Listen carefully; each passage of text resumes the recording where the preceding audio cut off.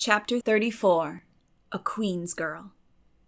The next 3 weeks were busy ones at Green Gables, for Anne was getting ready to go to Queen's, and there was much sewing to be done and many things to be talked over and arranged.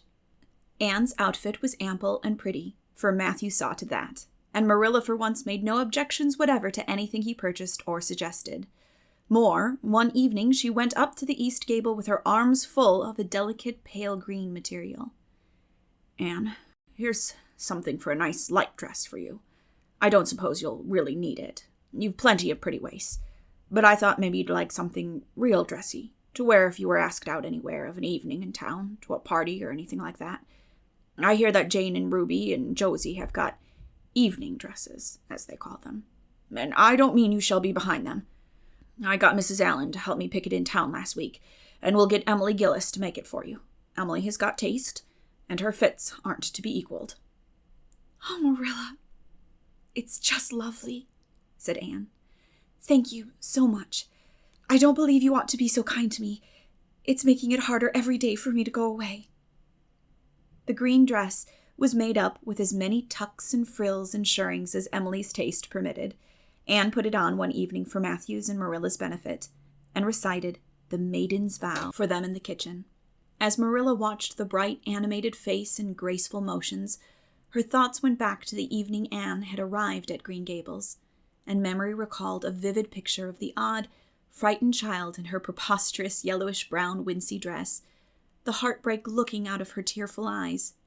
Something in the memory brought tears to Marilla's own eyes. "I declare, my recitation made you cry, Marilla," said Anne gaily, stooping over Marilla's chair to drop a butterfly kiss on that lady's cheek. "Now, I call that a positive triumph." "No, I wasn't crying over your piece," said Marilla, who would have scorned to be betrayed into such weakness by any poetry stuff.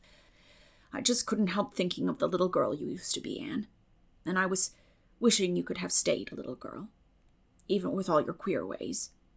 You've grown up now, and you're going away, and you look so tall and stylish and so different altogether in that dress, as if you didn't belong in Avonlea at all. And I just got lonesome thinking it all over." "Marilla." Anne sat down on Marilla's gingham lap, took Marilla's lined face between her hands, and looked gravely and tenderly into Marilla's eyes. "I'm not a bit changed. Not really. I'm only just pruned down and branched out. The real me, back here, is just the same. It won't make a bit of difference where I go, or how much I change outwardly. At heart, I shall always be your little Anne, who will love you and Matthew and dear Green Gables more and better every day of her life." Anne laid her fresh young cheek against Marilla's faded one, and reached out a hand to pat Matthew's shoulder. Marilla would have given much, just then, to have possessed Anne's power of putting her feelings into words. But nature and habit had willed it otherwise, and she could only put her arms close about her girl and hold her tenderly to her heart, wishing that she need never let her go. Matthew, with a suspicious moisture in his eyes, got up and went out of doors. Under the stars of the blue summer night, he walked agitatedly across the yard to the gate under the poplars. "Well, now, I guess she ain't been much spoiled," he muttered proudly. "I guess my putting in my oar occasional never did much harm after all. She's smart and pretty and loving too, which is better than all the rest. She's been a blessing to us, and there never was a luckier mistake than what Mrs. Spencer made, if it was luck. I don't believe it was any such thing. It was Providence, because the Almighty saw we needed her, I reckon." The day finally came when Anne must go to town. She and Matthew drove in one fine September morning, after a tearful parting with Diana, and an untearful practical one, on Marilla's side at least, with Marilla. But when Anne had gone, Diana dried her tears and went to a beach picnic at White Sands with some of her Carmody cousins, where she contrived to enjoy herself tolerably well, while Marilla plunged fiercely into unnecessary work and kept at it all day long with the bitterest kind of a heartache, the ache that burns and gnaws and cannot wash itself away in ready tears. But that night, when Marilla went to bed, acutely and miserably conscious that the little gable room at the end of the hall was untenanted by any vivid young life and unstirred by any soft breathing, She buried her face in her pillow and wept for her girl in a passion of sobs that appalled her when she grew calm enough to reflect how very wicked it must be to take on so about a sinful fellow creature. Anne and the rest of the Avonlea scholars reached town just in time to hurry off to the academy. That first day passed pleasantly enough in a whirl of excitement, meeting all the new students, learning to know the professors by sight, and being assorted and organized into classes. Anne intended taking up the second-year work, being advised to do so by Miss Stacy. Gilbert Blythe elected to do the same. This meant getting a first-class teacher's license in 1 year instead of 2, if they were successful. But it also meant much more and harder work. Jane, Ruby, Josie, Charlie, and Moody Spurgeon, not being troubled with the stirrings of ambition, were content to take up the second-class work. Anne was conscious of a pang of loneliness when she found herself in a room with 50 other students, not one of whom she knew, except the tall, brown-haired boy across the room, and knowing him in the fashion she did not help her much, as she reflected pessimistically. Yet she was undeniably glad that they were in the same class. The old rivalry could still be carried on, and Anne would hardly have known what to do if it had been lacking. "I wouldn't feel comfortable without it," she thought. "Gilbert looks awfully determined. I suppose he's making up his mind here and now to win the medal. What a splendid chin he has. I never noticed it before. I do wish Jane and Ruby had gone in for first class too. I suppose I won't feel so much like a cat in a strange garret when I get acquainted, though. I wonder which of the girls here are going to be my friends. It's really an interesting speculation.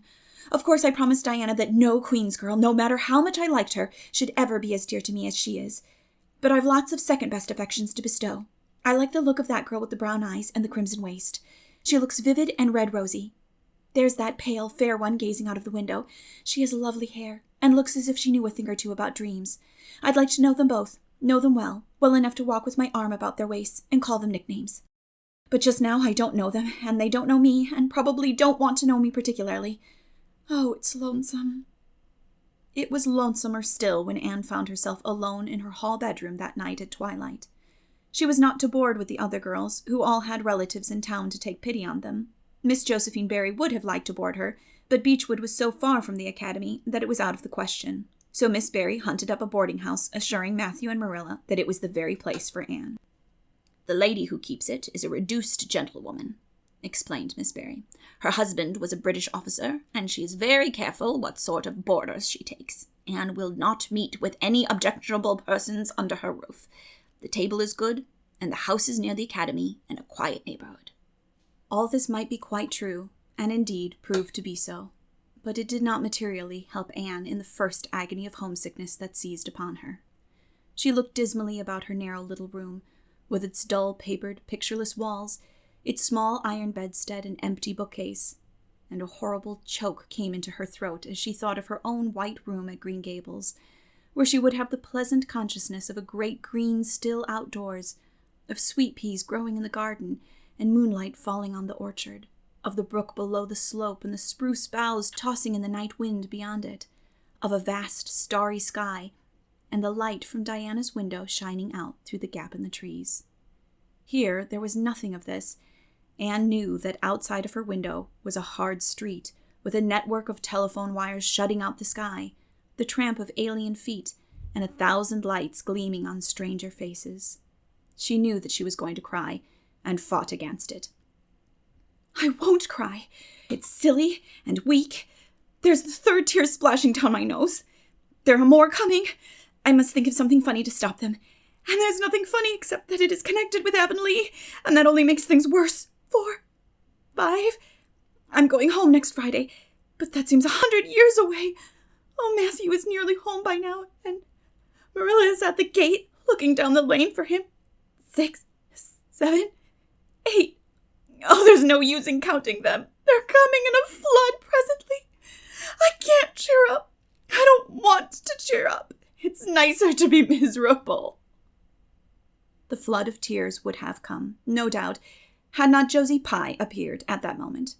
In the joy of seeing a familiar face, Anne forgot that there had never been much love lost between her and Josie. As a part of Avonlea life, even a Pye was welcome. "I'm so glad you came up," Anne said sincerely. "You've been crying," remarked Josie, with aggravating pity. "I suppose you're homesick. Some people have so little self-control in that respect. I've no intention of being homesick, I can tell you. Town's too jolly after that poky old Avonlea. I wonder how I ever existed there so long. You shouldn't cry, Anne. It isn't becoming, for your nose and eyes get red, and then you seem all red. I had a perfectly scrumptious time in the academy today. Our French professor is simply a duck. His moustache would give you collops of the heart. Have you anything eatable around, Anne? I'm literally starving. I guess likely Marilla'd load you up with cake. That's why I called round. Otherwise, I'd have gone to the park to hear the band play with Frank Stockley. He boards some place as I do, and he's a sport. He noticed you in class today and asked me who the red-headed girl was. I told him you were an orphan that the Cuthberts had adopted, and nobody knew very much about what you'd been before that. Anne was wondering if, after all, Solitude and Tears were not more satisfactory than Josie Pye's companionship, when Jane and Ruby appeared, each with an inch of Queen's color ribbon, purple and scarlet, pinned proudly to her coat. As Josie was not speaking to Jane just then, she had to subside into comparative harmlessness. Well, said Jane with a sigh, I feel as if I'd lived many moons since the morning. I ought to be home studying my Virgil. That horrid old professor gave us 20 lines to start in on tomorrow, but I simply couldn't settle down to study tonight. Anne, methinks I see the traces of tears. If you've been crying, do own up. It will restore my self-respect, for I was shedding tears freely before Ruby came along. I don't mind being a goose so much if somebody else is goosey too. Cake? You'll give me a teeny piece, won't you? Thank you. It has the real Avonlea flavor. Ruby, perceiving the Queen's calendar lying on the table, wanted to know if Anne meant to try for the gold medal. Anne blushed and admitted she was thinking of it. Oh, that reminds me, said Josie. Queen's is to get one of the Avery scholarships after all. The word came today. Frank Stockley told me. His uncle is one of the board of governors, you know. It will be announced in the academy tomorrow. An Avery scholarship. Anne felt her heart beat more quickly, and the horizons of her ambition shifted and broadened as if by magic. Before Josie had told the news, Anne's highest pinnacle of aspiration had been a teacher's provincial license, class first, at the end of the year, and perhaps the medal. But now, in one moment, Anne saw herself winning the Avery scholarship, taking an arts course at Redmond College and graduating in a gown and mortarboard, all before the echo of Josie's words had died away. For the Avery scholarship was in English, and Anne felt that here her foot was on her native heath. A wealthy manufacturer of New Brunswick had died and left part of his fortune to endow a large number of scholarships to be distributed among the various high schools and academics of the Maritime Provinces, according to their respective standings. There had been much doubt whether one would be allotted to Queen's, but the matter was settled at last, and at the end of the year the graduate who made the highest mark in English and English literature would win the scholarship. $250 a year for 4 years at Redmond College. No wonder that Anne went to bed that night with tingling cheeks. I'll win that scholarship if hard work can do it, she resolved. Wouldn't Matthew be proud if I got to be a B.A.? Oh, it's delightful to have ambitions. I'm so glad I have such a lot. And there never seems to be any end to them. That's the best of it. Just as soon as you attain one ambition, you see another one glittering higher up still.